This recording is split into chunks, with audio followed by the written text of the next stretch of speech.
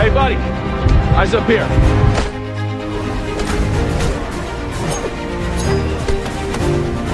You have failed this city. Wow. I know, huh? Hey, quit messing around. I'm not messing around. I'm doing important stuff. Okay, this does not look like this is gonna end well.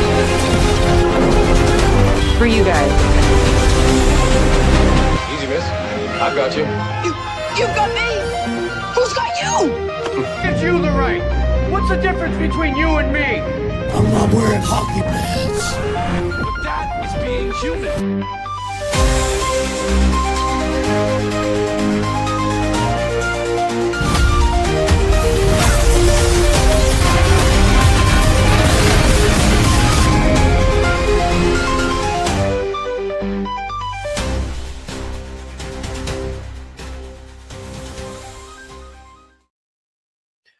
What's going on, everybody? Welcome back to Slav's Free Talk, the Watchtower. I kind of lost what I was saying there, where we talk all things DC. I'm Slav, and we have a show today. We've got stuff about the Batman Part 2. We got Man of Tomorrow discussion. We got Supergirl trailer talk finally, and could the Snyderverse be returning? So we're going to get into all that. Don't worry, guys. It's going to be a lot of fun. But with me today... Hey, how's it going? With me today is our good friend Derpy Entertainment. What is going on, man? No, Derpy. What's up, guys? Going on. So, for those of you who are new to the show, this is Slash Free Talk. This is the Watchtower where we talk DC. And if you want to leave a comment in the comment section. And throughout the show, I will be addressing those comments there. Yeah, you can find us on your podcatching apps after the fact if you can't watch or listen live. So you could do that as well. But I hope you've all had a good week since the last time I was here and talked to all of you. It's been interesting. I have a bit of news right now. I am bringing back my friend Colton and I. He was my co-host on my old show called Bridging the Geekdoms. We have decided to bring that show back. So you will start to see Bridging the Geekdoms come back up, where we will talk about all things nerdy, geeky. Could be technology, video games, movies, television, all that kind of stuff. That's what Bridging the Geekdoms is. So you can find Bridging the Geekdoms on YouTube. And yeah, you'll start seeing shows pop up later this week on that channel. So go subscribe to that and start following us there. But besides that, how are you, Derpy? What's going on? I'm all right, man. It's been already a busy month of news, and I'm excited for the future. Yeah, it should be a very exciting time for DC in the very near future, for sure. Indeed. But let's get into it. Let's get in. I see a few people in here. I see what is that? Eric Debunks. He says hi. 392 Boogie says yo. What's going on? Donovan left some comments in here. Said while you've been gone, so many horrible takes have been made on the DCU, which is asinine. Also says we know. Also really seemed like Matt is finally going fully mask off and not even caring about the DCU, and it's more funny when he never was a DC fan to begin with. So that is interesting. All right, let's move on to our topics. First up, we have the Batman Part 2. Batman Part 2 has a working title right now. The working title is Semper Vigilance or Vigilance. I don't know. I'm terrible with words. Come on, guys. It also begins filming May 29th or the beginning of June, as being reported otherwise. So some people are taking what this could insinuate for the title. Axel Talks Films over on X said Batman 2's working title translates to always vigilant and ever watchful. The Court of Owls nursery rhyme is beware the Court of Owls that watches all the time, rolling Gotham from a shadow perch behind granite and lime. They watch you at your hearth, they watch you in your bed. Speak not a whispered word of them, or they'll send the talon for your head. So a lot of people are saying, hey, this means it could insinuate that the Court of Owls are absolutely going to be in the Batman Part 2. I guess, yeah. I mean, I don't always take what production titles could insinuate, because, I mean, come on, you go back as the 80s, Star Wars was Blue Harvest. What did that have to do with anything? I mean, you kind of just look at the different things with the production titles. Sometimes they may hint to what the movie is, but other times I think it's just, hey, let's make something up that's similar to this franchise, but not necessarily what the movie's going to be about. I don't know. Look, you guys all know, most of you know that I'm not the biggest fan of Matt Reeves' The Batman. I am looking forward to seeing the second one, but I'm not overly excited.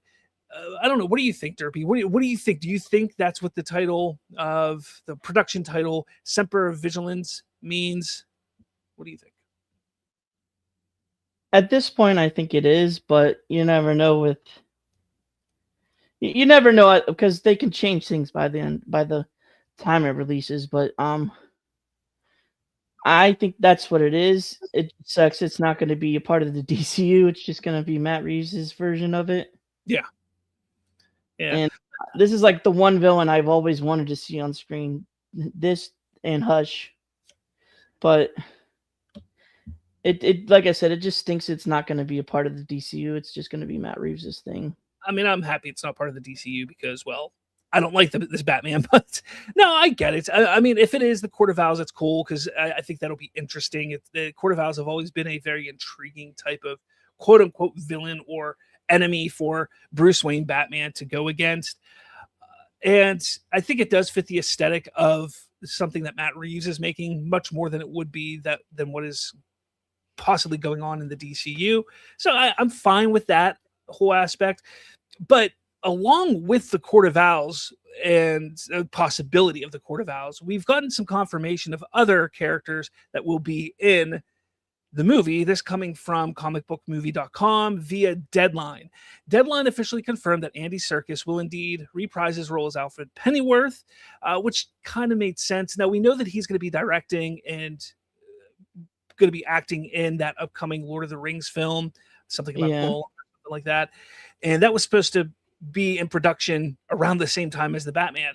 So I guess there was concern. Will they be able to make it work? Can they get Andy Serkis in the role of Alfred? And it looks like they have gotten it figured out.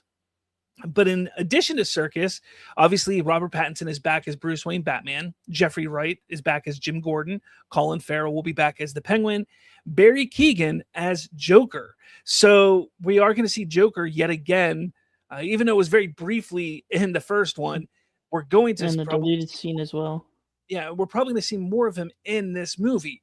So if we're sitting here thinking, and honestly, step back a little bit, people are saying, oh, we're going to see the Court of Owls. The Court of Owls are going to be the big bad. Well, we also have Joker. But then Sebastian Stan's Harvey Dent is going to be in this. Now, which honestly, that's a perfect casting as Harvey Dent. Yeah, it is a great casting for Harvey Dent. But is he just going to be Harvey Dent? Are we going to see him turn into Two-Face in this film? We don't know.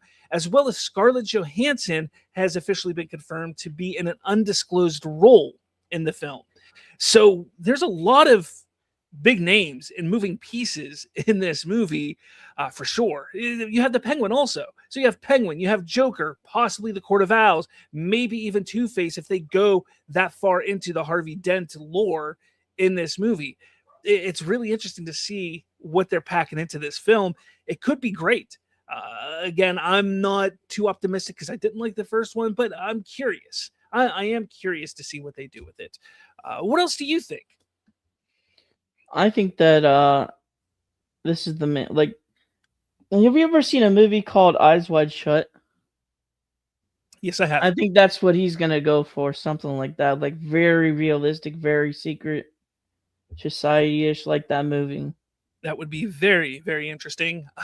But maybe they go somewhat like that. If it happens, but we don't know at this point until they actually start, releasing behind the scenes pictures and stuff, which starts in May, basically, what I've heard. Well, I want to hear from all of you. Anybody who's listening, watching, whatever it is, let me know your thoughts in the comments about the Batman Part 2. What do you think the title of Semper Vigilans means? And what do you think about the villain? Do you think we're going to see the Court of Owls? How included do you think the Joker will be? Do you think Harvey Dent will become Two-Face in this film? Let me know your thoughts in the comments below. Now, over here, we have some people talking. The Last Relic does, how does Harvey Dent play in all this? They're cast a ton of characters for this one movie. Well, I mean, he's an attorney, so maybe they're going to have some kind of court case, and that's why he's brought in. Who knows? I don't know. Being that the Joker's there, hey, this is me just throwing this out there. The Joker we know was in prison. Maybe there's a trial that the Joker is going to be included on, and Harvey Dent is the one, on the That's other a good side. theory.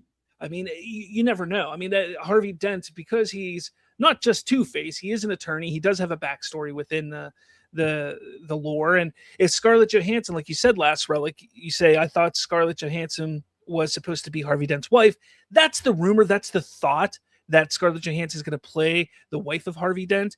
Again, if Harvey has a big role in this, then it would make sense to have his wife cast as well. I just don't understand why you cast a Scarlett Johansson for what's essentially a small supporting role, Right. in my opinion. But who knows? Maybe that's where they go. And maybe there's a huge storyline that's around Harvey Dent and his wife. And She might be the town. that's a possibility. That's a possibility. It'll be interesting to see how they play it out, though. I definitely want to see what they pull off with this. Like I said, I'm curious about it. I don't have high hopes that it's going to be great, because I don't know. I just wasn't being as big of a Batman fan as I am. I hate to say it. Like, I was not a fan of the Batman. So, well, we'll see. We shall see for sure. Let's see. Oh, that's not what I want. I want that over there. That's what I want. Let's see. Last Relic says this. I think the only reason people want to watch this movie is because the Penguin was good. If we didn't get the Penguin show, I don't think I would care to see a gay vampire play Bruce Wayne. He was a gay vampire. I knew he was a vampire. I didn't know he was gay. But whatever. All right. What's next? Let's move on. Frank Grillo, a couple weeks ago, not a couple weeks, about a week ago, 7-8 days ago, confirmed Man of Tomorrow begins filming in 3 weeks. Now, he says 3 weeks left to dial it in for Superman Man of Tomorrow. Rick Flag has a lot of work to do this time around. And he's just kind of showing off he's ripped. He's ripped. Yeah, he's ripped. I mean, that's pretty much lining up with what everybody thought. We believed that it was going to start filming in April, May, sometime around there. And that's what seems to be happening. I think it's great news. I'm happy to see that things are moving as planned and on target like they wanted to. There's also a rumor that James Gunn is filming a jail sequence for Man of Tomorrow next week. That would be awesome. Which would kind of put them a little ahead of schedule from Frank Grillo, but that doesn't mean that Superman doesn't start shooting before Frank Grillo gets there. Remember, Frank Grillo's his call sheet may not be until 2 weeks after the film starts shooting. So, people got to remember that if this rumor is true, then it's starting to film within the next week, which is great and cool to see. It's the rumor also says it's going to be partially shot in a real prison, that they need over 100 extras. That's a lot of fun. I love when movies do that kind of thing. I remember when The Dark Knight Rises was being shot in Pittsburgh, which is where I'm from, and I couldn't get out of work to be there. But if I could have gotten out of work, I would have been at Heinz Field at the stadium for just being an extra in the stands, just to be somebody to say, hey, that was an awesome scene. I was in the Batman movie, but I couldn't do it. They also needed extras from their prison break scene in The Dark Knight Rises. That was another day that I just couldn't get there. But that's the kind of thing that's so cool. I love whenever they just use extras and people from the community for these films. And I'm not just saying DC, I'm just saying any film in general. I think it's really cool. I think it's always a lot of fun. So yeah, this will be interesting to see what they do. Obviously, a prison break probably means that Lex Luthor is going to get broken out of prison for some reason, one reason or another, whether it's Superman breaking him out or who knows? Who knows? But we'll see what happens there. What do you think about all this? Well, that specific picture right there is from a certain arc, a certain storyline of Superman that's very famous, All-Star Superman. if they do anything specifically like that, I think a lot of people should be excited because it's one of the better moments in the book. But yeah, I mean, like, it's exciting to see. Like, it's cool to see people getting into, like, having the chance to go in as an extra, and I think more people should do it because it's like especially fans, like actual fans, should definitely get the chance to be a part of a movie like this. So yeah. Yeah, I just think it's just a lot of fun. I think that's what it comes down to. I just think it's fun, and I'm looking forward to it. Look, you have to make these types of movies events, and Right. it doesn't just start with when the movie is being marketed and coming out. It starts during production, and this is a way to make it an event for people to say, look, I was in this movie as an extra. I have to go see it. I have to tell my family about it. I have to tell my friends about it. Go check this out. I'm in this scene. And that's the kind of fun that you can have with it. So I'm all for it. I think it's great. I mean, if it's being shot in Georgia, then heck, they might get 200 or 300 extras.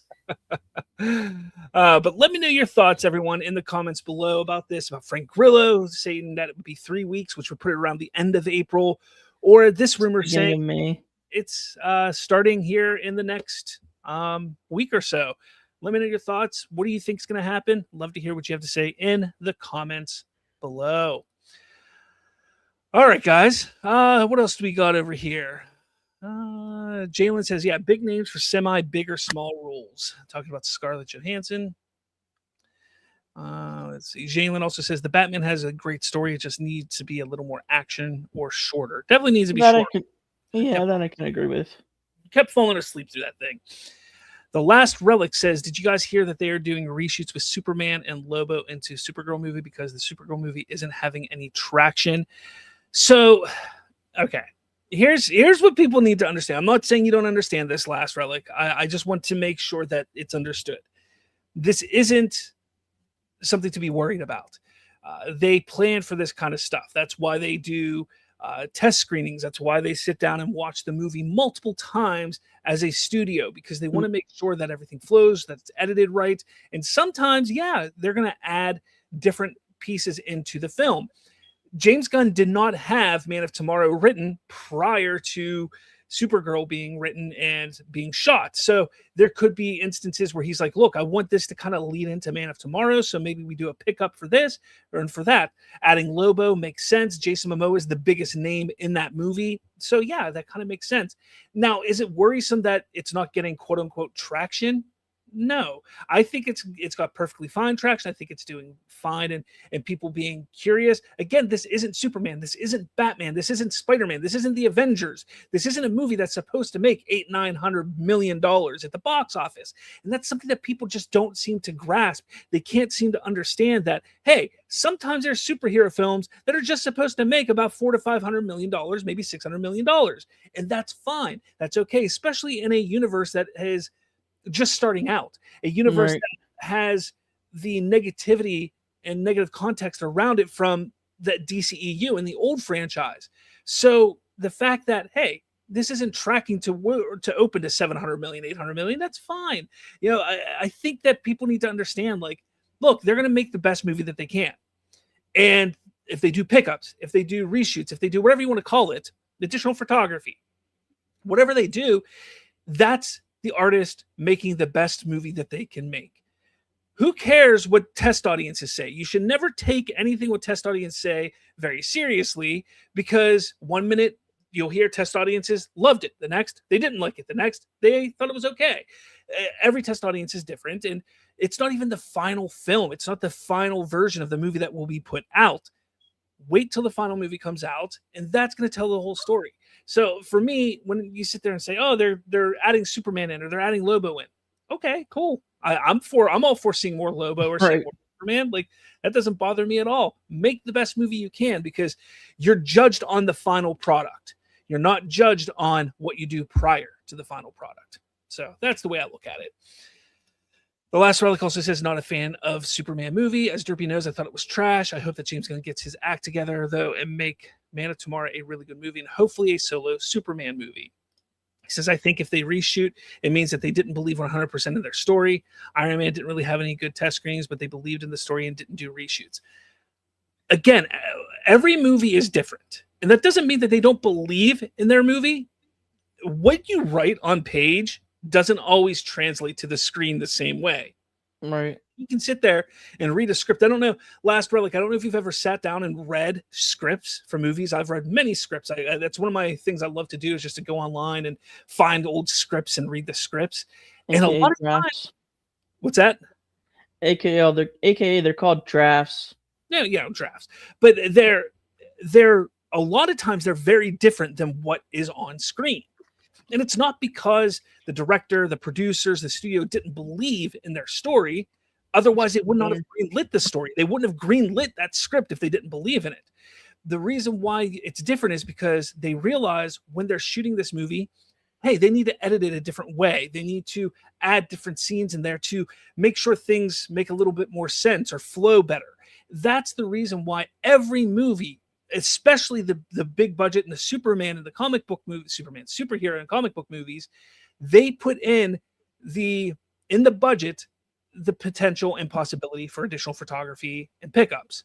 They do it all the time because it's not that they don't believe and trust in the script. It's that, hey, they know that there's a possibility that they're going to have to add things and adjust things and shift things around. Talking about Iron Man, I can't sit there and say the validity on whether they had pickups or not or additional photography, but let's also not forget, a different time too. It was a very different time. They had a very limited budget because nobody really thought, hey, who's going to watch an Iron Man movie? And Kevin Feige and them who were involved with it believed in it enough, and nobody knew Iron Man.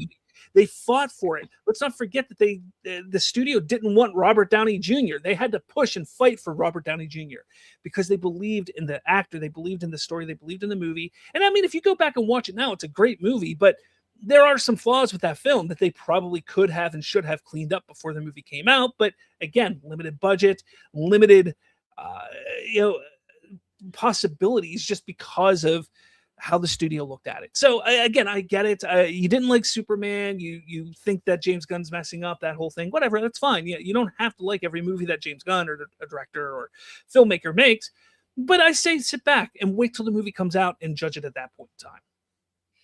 James Gunn built this in a cave with a box of scraps. Last Rock says, in terms of superhero movies, Marvel and DC, every time there has been reshoots, the movie never turned out good. That is 100% inaccurate. It is not every time because every movie has pickups and reshoots. It's rare that movies don't have that, especially in the superhero genre. It is rare. I mean, you think that Infinity War and Endgame didn't have reshoots? You think that Civil War didn't have them? You think Winter Soldier did? Like, look at the biggest and best Marvel movies. They all had reshoots. Spider-Man had reshoots. Those movies that have done billions of dollars and made huge impact on the audience have all had reshoots. Yeah, there are terrible ones that had reshoots also, but you can't say every time because that's not true. Slav. Yeah. He's from Florida, just saying. He's never happy. Same goes for Texas. Anyway, let's move on to the next thing. This is not a story, but I want to make sure everybody is aware. My book, The Snyder Effect, Modern Myth Making in the Age of Fan Scoops and Studio Chaos, is due to release. That is a lie. Next Monday, it releases on Amazon. You can go to Amazon. You can buy the book on Amazon. Actually, right now you can buy it digitally. It is available digitally. If you want to get the digital copy, the digital version, you can get it on Amazon now. But the physical copies, the paperback and the hardback are coming out next Monday. How fancy, Slav. Oh, I know. I'm awesome. Amazon. Ooh. Yeah. But I say on Monday, get it. I'm hoping that some people, I know that there are some review copies out there for some big podcasters and things like that want to do some review, or hopefully going to do some reviews over the next couple days, maybe by the end of the week. I'm hoping. So we'll see. But yeah, there you have it. So I wanted to make sure you guys were aware of that. I can see it now. Dude, with that book. What's that? With Aaron Fisher. This book is trash. Well, I reached out to him and I asked if he wanted to get a review copy to review it, and he hasn't gotten back to me. So we'll see if he wants to get, because if he wants a review copy, I'm more than happy. Look, I want people who are content creators and things like that to get a copy, to read it, to then review it on their channels, just so that kind of information can get out there. And do you have an estimate on how long the read would be? I mean, it's like 170 pages. Okay, that's not bad. No. But yeah, I mean, for me, I think that if people actually give it a shot, they're going to realize it is completely unbiased. Like, I don't lean one way or the other in this book. It's pretty much laying out the entirety of what happened from not 2013, but from 2009 until the end of the DCEU and how we got to that. And it explains everything that happened within that time frame. Now, obviously, I don't get all of the facts in there, not the facts, but all of the information. Like, there's so much, and I know I'm going to miss things. And I know that there's some things that I just didn't know about and didn't find information about that some people may have. But the bulk of it, the biggest bulk of the information and what happened is in this book from start to finish, the DCEU, just explaining, hey, this is the start, this is the end, this is what the DCEU is, and this is why it failed. And yeah, it's all there. And whether people look, you can say, yeah, I think this is why it failed. There's multiple reasons in there. You can point to this or you can point to that. And that's kind of what the point of the book is. So,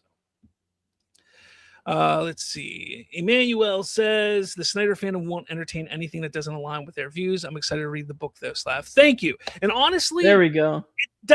It doesn't not align with their views. That's the thing. That's why I want someone like Aaron Fisher.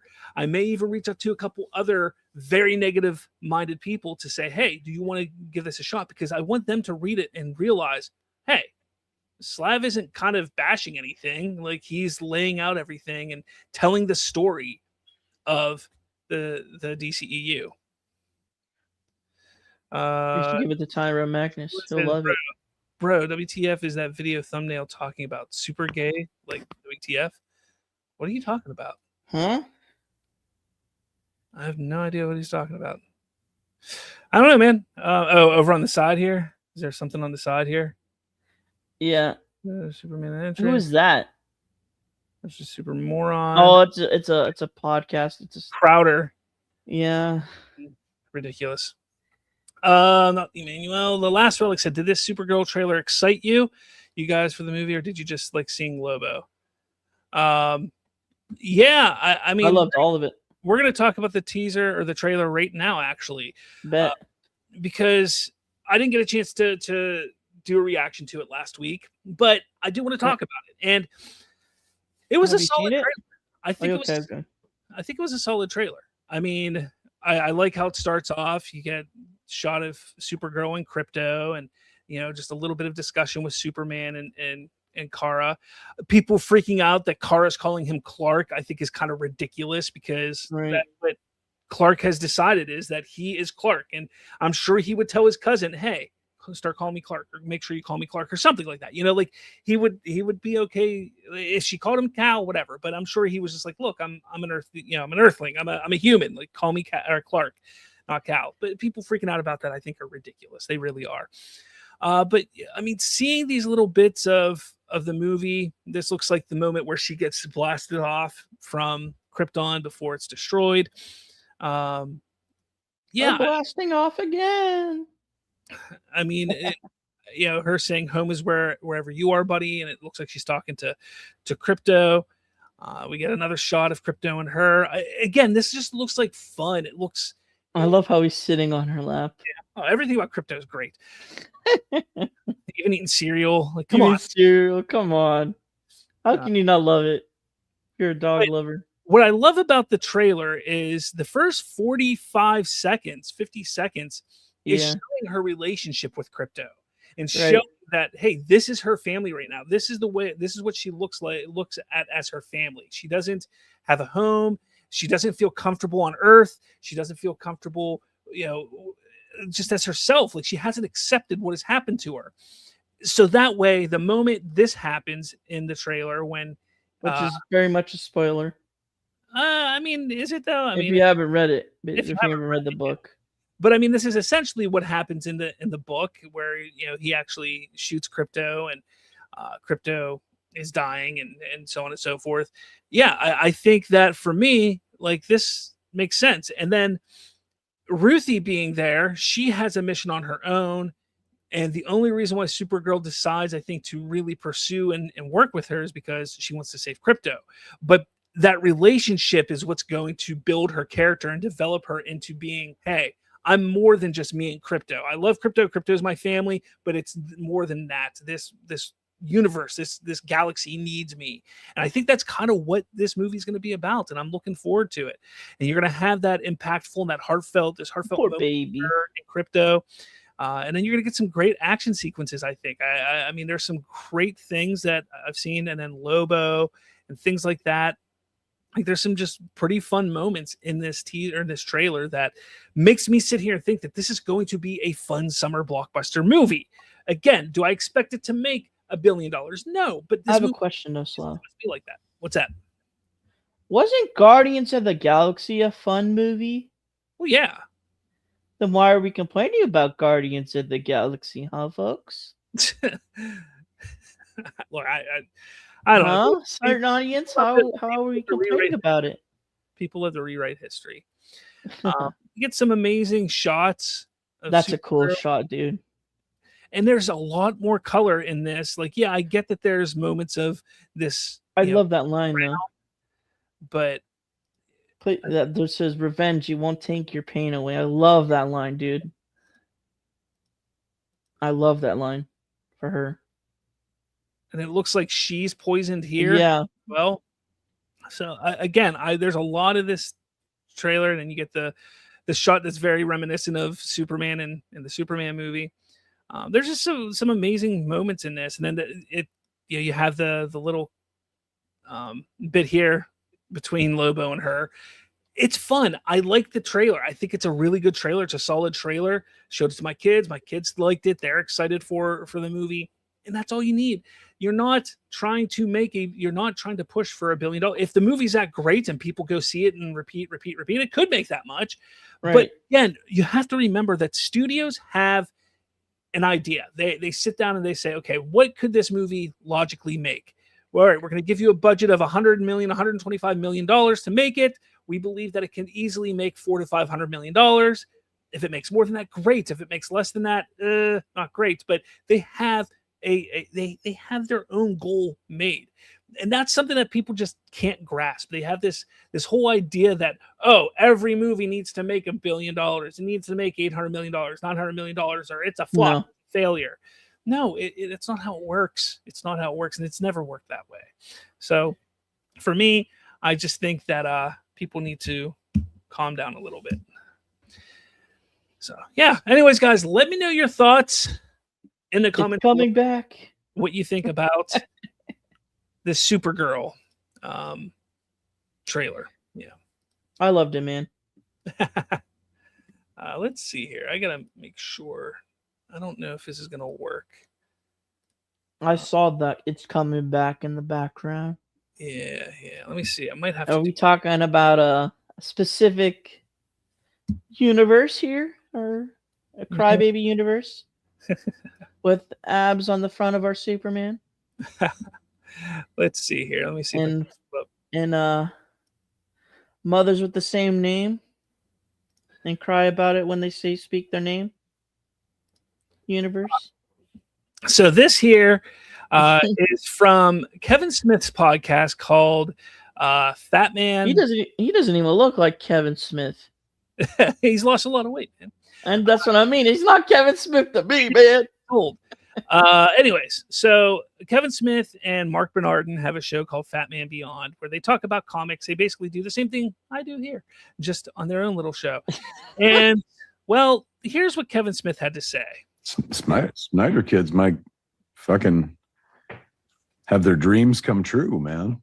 I know they might have their chance to all over the face, neck, and chest of Green Lantern. They're, but I mean, in a world where this Paramount and Warner Brothers, thing is moving forward, it looks like the merger, we may see the Snyderverse come back to life. Who knows? Nobody knows anything anymore. I wouldn't There are no rules. I wouldn't discount it. Okay, so obviously, That was bait. obviously, everybody lost their not everybody. The Snyder fandom lost their minds for this. Kevin Smith said that it could come back with Paramount taking over. Now, like I said weeks ago, the best chance for the Snyderverse to come back was Netflix. 100%. The best chance for it to come back was Netflix. Paramount buying Warner Brothers and them taking over. Is there a chance for it? Sure. There's a chance for anything to happen. But let's logically think about this, okay? Paramount is going to come in and they're going to want things to go as smooth as possible. And they're not going to sit down immediately and say, let's go, let's get the Snyderverse restored right now, this and that. Like, that's not, like, some people are acting like that's what this means. They believe that it's going to just be restored like that. Right. And that's not what it means, not at all. You sure he wasn't trolling? It was April 1st. I think it was actually recorded the night before, so it wasn't. Okay. Now, does that mean that we won't get it? No. Again, anything is possible in today's world. Best option is an animation because they cannot. I mean, none of those actors are gonna come back and want to put on those costumes again. Maybe except regardless of Gal Gadot in Henry Cavill, those two are the only ones I would say that want to put on those costumes. But like everybody else, they are not going to come back. It's very, very controversial. And the best way they probably will come back is probably through voicing them. Yeah, I mean, it's very controversial for sure for a lot of them to come back. But some people even sit there and they're acting like, let's see here. Come on, it's going to happen overnight. Right? Well, because Paramount and Skydance has secured their money from Saudi Arabia, they believe that the Snyderverse is basically a thing. First off, Saudi Arabia, they stated none of these backers will have any say in the way that things are produced. Is that true? Or are they just saying that to get through the regulators? Who knows? But here's the thing. Okay. Yes. There's the Saudi Arabian prince or whatever likes Zack Snyder and they want him to do this, whatever. Okay. Just because he likes it doesn't mean that it's going to happen. Right. I don't know how to explain it any other way. Look, okay. Had Netflix officially won and it would be moving forward, I would sit there and say, yeah, I think it's going to happen because I think they're just going to put it on streaming. I that's what I thought was going to happen. I thought with Netflix, that's probably the way it's going to go. But now with Paramount, the way I look at it is this. You have James Gunn, the DCU, the DC studios running and moving things. I know a lot of people think that David Ellison's going to come in and fire James Gunn or James Gunn's going to quit, what have you. Let's say that happens. You think they're just going to abandon the DCU? They're not. No. They'll just bring somebody else in to continue the DCU. Well, then they could continue the Snyderverse in Elseworlds, couldn't they? Sure. They could continue it in Elseworlds. But the amount of money that they have to put into it, they're not going to want to have two DC universes going at the same time, especially one that is proven to be a failure. Again, people, the DCEU, Henry Cavill, Ben Affleck, Gal Gadot, Ezra Miller, Aquaman, Jason Momoa's Aquaman, they have proven that that universe is a failure. Yeah, but Slav, not with Zack Snyder. I get that. But let's step back for a second and realize this here, okay? 99% of the audience doesn't know or give a shit who Zack Snyder is. Right. They see the actors on screen. They see Henry That's what they care about. Jason Momoa. They see Gal Gadot. And they see those characters on screen. They don't care if it's Zack Snyder that made it. They don't care if it's Christopher Nolan or Denis Villeneuve or whomever. Like, they don't care about the directors. That is 99% of the audience in this world, people. They don't care who the director is. So if those actors, those characters failed in your universe before, and it's because nobody cared about them, what makes you think they're going to care now? Because you can't sit there and say, oh, because Zack Snyder's directing it, because 99% of the people don't care. Like, that's the thing. So they're not going to spend millions and millions of dollars on something that they know and they have proof doesn't work. Now, the DCU, it's building. It's slowly building. If when Man of Tomorrow comes out, if they're not getting closer to $1 billion with their movies, sure, I could see them saying, you know what? It's not working. Let's scratch this. Let's go back to the drawing board. That's a possibility. Is it going to happen? No, I don't see that happening. But that is a possibility. But you don't keep going back to the well of something that doesn't work. You just don't. Look, I love the Snyderverse. I love what Zack Snyder was building. But I'm one of the 1% that knows who Zack Snyder is. I'm one of the 1% who understands that Zack Snyder's vision is not the same as the full DCEU. I get that. But 99% of the audience doesn't know, nor do they give a shit. So that's why it's not going to happen. That's why it's less likely to happen. Let's put it that way. That's why it is less likely to happen than actually happen. What do you think?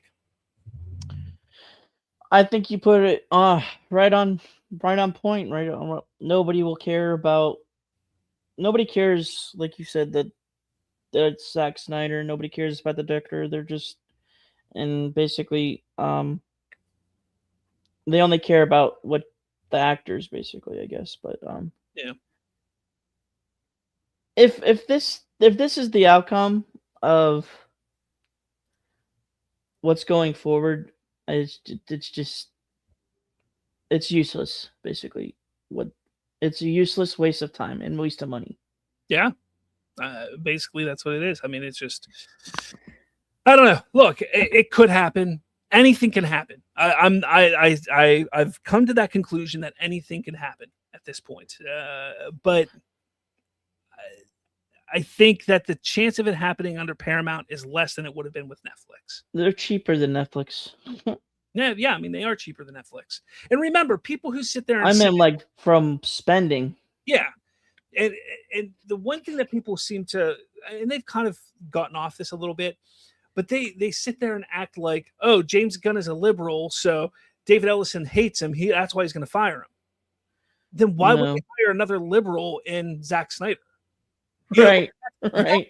Thing that people don't seem to grasp and understand, and they make these claims, they make these stupid remarks, and it's just it's ridiculous. Is what it is. But let me know your thoughts, guys, in the comments. I'd love to hear what you have to say. Do you think the Snyderverse will come back? Do you think Kevin Smith is right? Look, people think Kevin Smith is right because he knows Ben Affleck. Okay, so yeah, whoop-de-doo. There's a lot of people that know Ben Affleck. Kevin Smith is the only one that's saying anything dumb like this. So. What do you think? Let me know your thoughts in the comments below. All right. There's some comments back from Talking Supergirl we got to get to get caught up here. Last Relic says, I'll be surprised if this movie, talking about Supergirl, makes up to 250 million. Guy, it's going to make more than that. It's going to make 4, 5. I would say 4 or 5. Yeah. I'd say 450 to 550 is my guess. But yeah. It says, I say this movie makes 500 million, even though it's sandwiched between Toy Story and Minions. Neither one are going to affect this movie as much as you think. Right. Supergirl is, for one, an older audience, 2, more skews a little more towards women for sure, but it's the comic book genre audience. Right. People love Toy Story. I think people love Toy Story, But it's so overdone. so people will see it. But let's not forget, Toy Story comes out the week before. So people who want to see Toy Story are going to go see it that weekend. The next weekend, if people want to see Supergirl, they'll see Supergirl. If they don't, then they don't. It's that simple. Toy Story isn't going to be the reason that the people who don't want to see Supergirl don't see it. And then 2 weeks later, or almost 2 weeks later, when Minions comes out, who cares? Like Minions, yeah, that's a big franchise also. But again, people who have wanted to see Supergirl will have already seen it. And Minions, again, they'll go see Minions. And hey, maybe they make a double header and they see 2 movies that weekend. Who knows? But again, this is a lot to do about nothing, just like Superman was last year between Jurassic World and Fantastic Four. Because yes, Jurassic World, we always knew was going to come out the top dog in that. We all knew that.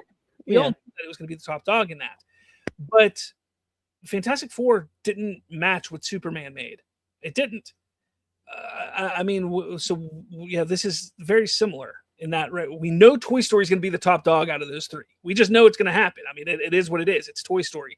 Minions, I'm sure will make good money. I'm sure it's going to do well. It ain't going to make Supergirl or Toy Story money, I'll tell you that. I think it'll make more than Supergirl, but again, it's not. The battle isn't against those other films, and that's something that people they just can't grasp. They can't understand that. Look, when they put a movie out there, it's not Supergirl against Toy Story, Supergirl against Minions. It's companies. Supergirl. It's Supergirl. Just hey, how good can Supergirl do? Is Supergirl a good enough movie to make money? Because if it is, it's going to make money. That's all it is. It's not Supergirl against Spider-Man this year. It's not Supergirl against Doomsday this year. It's not what it is. It's how good is Supergirl? Will it do well? And that's all it is. People just love this whole battle and this idea that, oh, these movies fight and they fight to the death. And that's not what it is. No. It's getting to the point where people just need to understand, like, they put this movie out in June because they didn't want it to be in the bogged down July. They knew July was going to be bogged down with Odyssey, with Spider-Man, and everything else. So they put it in June, the end of June. They put it there because they believed it's going to be successful, regardless of Toy Story and Minions being there. They believe in the movie. They believe it'll be successful. They had plenty of time to move it if they didn't think it would be successful there. The Last Relic says the movie needs to make 3 to 4 times its budget. If it makes less than that, then it's a financial failure. False. False. All you do is you take the budget, which is rumored to be about $125 million. You take the marketing, which is probably going to be another 75-ish million. About that. Put that together. So you're looking at $200 million marketing and production. And then you times that by 1.5. 1.5 is the goal. That's it. So it needs to make, what is that then? 400, 450, 500. Like once you get to that point, it's going to be profitable. Right. Like, it doesn't need to make 3 or 4 times its budget. That's not how it works. That's not how any movie works. All movies, unless it's like Avatar, whenever they way overspent on Avatar, but typical blockbuster films like this, you want to see 1.5 times more than the budget and marketing together. That's what you want to see. Emmanuel says, oh my God, Kevin Smith confirmed Snyderverse restored. The last Relic says, only actors I would care about coming back is Ben Affleck and Henry Cavill. Jason Momoa is already Lobo, so he's out, and everyone else suck or terrible casting. That's true. That's true. I'll give him that. Kick Knowledge Smith says, Kevin Smith is just giving the safe anything is possible answer. YouTube some are running with it as confirmation. Yeah, again, you can't run with confirmation. I agree with the sentiment that anything is possible because, yes, anything is possible. But I would say that it is a very, very baby possible. Yeah. Not like some are saying like, oh, it's happening. It's a thing. Last Relic says we might get a DC film universe and DC TV universe. It's a possibility. The problem with that is that it could, if James Gunn stays on, that would kind of hurt him because he's building a universe using TV and movies. Could we get a streaming film universe? Maybe. But I still don't think that's a possibility. I think the best way for the Snyderverse is animation. I really do. Kick Knowledge Smith says, yeah, why do people think it will automatically be Snyder if Gunn was to leave? Because that's what they think. That's what people want to think. Laz Relic says they have 2 universes going, Batman Part 2 and DCU. Yes, they do.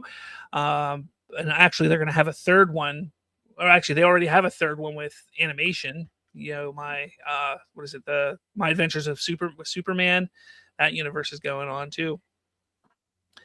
Kick Knowledge, or they could course correct if things go sideways like the MCU. Why do people think firing Gunn would be the answer? Because they don't like him for some reason, which nobody can really say why they don't like him. They just don't like him. Exactly. Okay, where did this hate for James Gunn come from? Nobody knows. I ask it all the time. Nobody really knows. Kick for Knowledge, it'd be crazy if Supergirl makes more than Superman. I think some are underestimating it. We shall see. I said that it has the potential to equal what Superman made. So like that 620-ish around there. I think it has the potential to hit that, but I think it's going to make less. Again, we'll see. Once tracking starts to come out within the next month or so, then we'll have a better estimation on what it could be. Jalen says, I do wish studios would give movies more space from each other. Whoops, hit the wrong button. Give more space from each other. Like, it's crazy that so many blockbuster movies are so sandwiched together. Yeah, I mean, the thing is, people go to the movies in the summer. From May to like September, people go to movies. Then you have that outlier like Christmas time, people go to movies. Thanksgiving, people go to movies. But for the most part, your dead season is like January, October. And I won't say dead season, but that's, you don't really put out your big blockbuster hits. That's more like October to December is typically like, hey, this is when I want to get out our award-worthy movies. And that's where they put their award push movies out. Then January, February are typically like, hey, these are movies that we think will do okay. They're not going to do great, but we'll put them out then because they would just get eaten alive in the summer. And that's why you see a lot of things clumped up in the summer because of that reason. If they spread things out more, could that work better? Maybe. I don't know. Like, there's been successful films in January and February in the past. So you take a look at like Deadpool, the first Deadpool and the second Deadpool in February did fantastic. Joker was October, I think, when Joker came out. That did really well. You'll see that from time to time, but it's not something that the studios like to do. I don't know why, but it's just not. Jalen says, I thought you don't add the marketing to the budget. So there is a belief, and I look at it like this. I look at, if you take the budget, then you add 2, or you times it 2, either 2 or 2.5 times the budget to be profitable. If you add in the marketing, then you take that down to 1 to 1.5, times the budget. So now what people don't understand is the way marketing works is we're going to take Warner Brothers, for instance, and we're just going to, this is a very rough explanation, but this is kind of how it works. By January 1st of every year, again, this is just a rough explanation, they have decided how much marketing will be for their movies for the entire year. So from January to the end of December, they know, okay, we're going to spend $4.5 billion on marketing across all of our movies, television, everything. So they take that and then they will divvy that money to which films and productions and things like that they believe need marketing. And some will get less, some will get more, some will be the big push, that kind of thing. So basically, that marketing money is not technically being spent by the film. It's being spent by the studio, if that makes sense. I hope I'm explaining it well. So while that marketing is there, the studio is able to write that off at the end of the year. And they'll write that off. You know, they get a tax break on that. So realistically, as $100 million marketing may only cost them $60 million in marketing because of the write-off. And that comes from the studio, not directly the production of the movie. So that's why some people will sit there and say, you don't take the marketing into consideration. However, the studio still wants to make the money back on that marketing. So that's why some people still sit there and say, oh, let's add the marketing into it, because the studio still wants to make that money back as well. So that's kind of how it works, if that makes sense. Jalen says, I don't know budget and profit and box office talk is so freaking weird and something not fun to talk about at all. Well, sorry about that. It says marketing is supposed to be part of budget and studios expect profitability, but it's not a consistent product and business that has one-time product expectations, above 200% return on investment. All right. The last one says the hate from James Gunn came from him lie constantly in making badly written movies and shows. First off, you're rewriting history there. Okay. You're rewriting history on making badly written movies and shows. Peacemaker was a massive success. That first season, everybody loved it. Guardians 1, 2, 3, people love. What was Slither? People loved. The 2021 Suicide Squad. 2021 Suicide Squad, people loved. Did it make a big box office? No, but there were reasons for that. So to sit there and act like he's not a good writer, not a good filmmaker, that is just astronomically incorrect. Not to mention he did the Scooby-Doo movies. Yes, he wrote the Scooby-Doo movies. And then you say that he lies constantly. Again, here's the thing. When a director or filmmaker says a quote-unquote lie about a movie that he's making, I don't look at that as a lie. I look at that as he's trying to preserve the spectacle for when the movie comes out. So to act like he's a liar, I think is ridiculous, because all filmmakers do it. Zack Snyder is one of the biggest one that does it. So again, I'm not saying you're a Zack Snyder fan. I'm just saying, like, every filmmaker does that. They twist the truth and the narrative around when it comes to movies. So who cares if he lies a little bit here and there? Like, it's so ridiculous. Everybody lies, dude. Mad Max says, what about we have a president right now? I don't know what you're talking about, Mad Max. I'm just kidding. Mad Max. Casey Bloys admitted HBO Max inflated Peacemaker numbers and used bots to promote season 1. Whatever. I remember that discussion about the whole bots thing, but who cares? It was still, you can't use bots to get a critic and audience. Well, I guess you can get an audience score from bots, but critic scores and things like that aren't utilized by bots. The discussion around it is not bots. People, they love to make up things and pushing narrative. It's ridiculous. Mad Max says the DCU slate was a lie. First off, it wasn't a slate. It was just announced projects. It was announced. It wasn't even announced projects. It just said, these are the things that we're working on. Chapter 1, Gods and Monsters. These are the things we're working on. He didn't make a slate. He didn't say this comes out then, this one comes out then, this comes out. That is true. This comes out then. That's a slate. That's saying, hey, here's movies are coming out in this order, and they're officially coming out. No, he was showcasing, like, look, we're making this thing called Gods and Monsters. We're going to take a look at Batman, Superman, Supergirl, we're Swamp Thing, who's a big monster. Got a great idea from what's his face, the guy who made Logan. I can't remember his name now. Whatever. Michael Flanagan? No.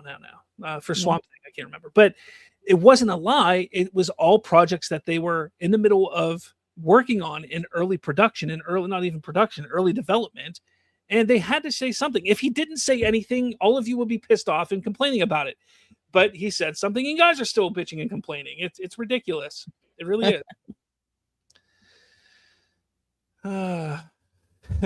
Don't waste time arguing with Snyder cultists. Blood Ocean. Anyone working on film directly is tightly lipped because of NDAs. They're not lying. Emmanuel says, didn't Snyder announce a bunch of movies that never happened at DC Fandom? Not Snyder, no. No. But he did announce a bunch of projects that did never happen, just not on DC fandom. Well, it wasn't even him that announced it. It was Warner Brothers and Jeff Johns. Right. 2016 at the dawn of the Justice League thing hosted by Kevin Smith, ironically.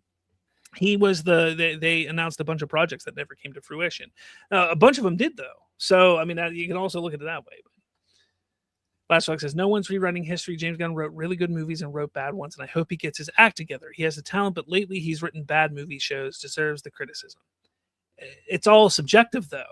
Right. Like, I liked Superman. Did I think it was the greatest thing ever? No, but I liked Superman. I liked Peacemaker season 1 and season 2. Season 1 was better than 2. Season 2 had a bad ending. That's all people remember is the ending of that show.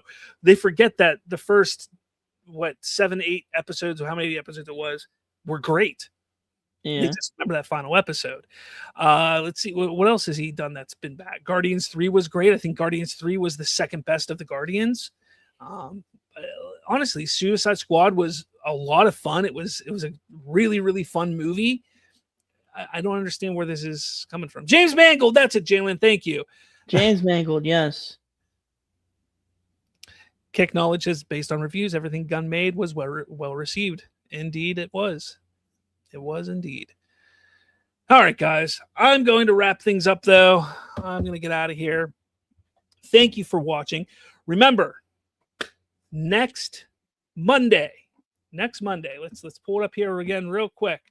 Next Monday, my book, The Snyder Effect, comes out on Amazon. It talks about the history and not just the history, but the whole conception to the death of the DCEU and how it happened. So, yes, next Monday on Amazon. I will be posting it like crazy. So, yeah, pick it up. You can buy digitally today. It's out digitally right now. Physical copies come out on Monday. So, yes, there's that. Get it now or you'll become Aaron Fisher. Where can people find you, Derpy? Here on YouTube, Derpy Entertainment. Twitch, Derpy_Entertainment. Instagram, Derpman2929. Twitter, formerly Twitter, X, Derpman2929. And Kick Random Derpster. Okay, excellent. And you guys can find me here on YouTube or on X at /FreeTalk. Remember, go find Bridging the Geekdoms as well. That show is coming back, and you'll start seeing new episodes of that podcast from me and my buddy Colton starting this week. But with all that said, guys, thanks for watching and stopping by. With all that said, I'll catch you all later.